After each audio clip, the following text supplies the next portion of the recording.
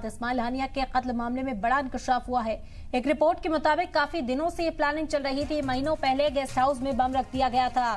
Tehran के guest house में बम की प्लानिंग पहले से की गई थी। स्मगलिंग शुदा बम से हुई है मौत। ज़राए के हवाले से ये खबर इस वक्त मिल रही है। इस्माइल हानिया के कत्ल मामले से जुड़ी बड़ी खबर आपको इस वक्त बता रहे हैं। इस मामले में बड़ा इंकशाफ हुआ है। एक रिपोर्ट के मुताबिक काफी दिनों से ये प्लानिंग चल रही थी। बताया गया कि महीनों पहले ही गेस्ट हाउस में बम रख दिया गया था। तेहरान के गेस्ट हाउस में ये प्लानिंग की गई थी।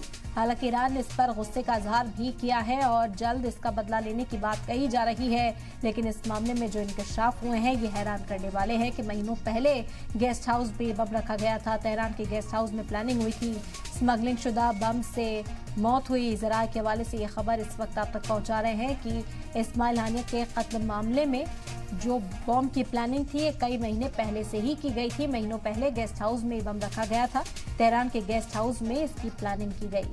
स्मगलिंग शुदा बम से हुई मौत। ज़राए के हवाले से ये बड़ी खबर मिल रही है। आपको बता दें कि इस वक्त जो गम है, जो मायूसी है वो देखी जा सकती है। ईरान में गुस्सा भी उतना ही है क्योंकि लगातार जो हामी मुल्क है, जो हमास की हिमायत में आवाज़ बुलंद कर रहे थे, वो इस कत्ल के बाद से नाराजगी का इजहार करते हुए नजर आ रहे हैं। कई जगहों पर एहतजाजी मुजाहरा भी किया गया और ईरान जहां पर मेहमान की तरह पहुंचे थे इस्माइल हानी, ईरान ने इस बात का ऐलान कर दिया है कि अब इसका बदला लिया जाएगा।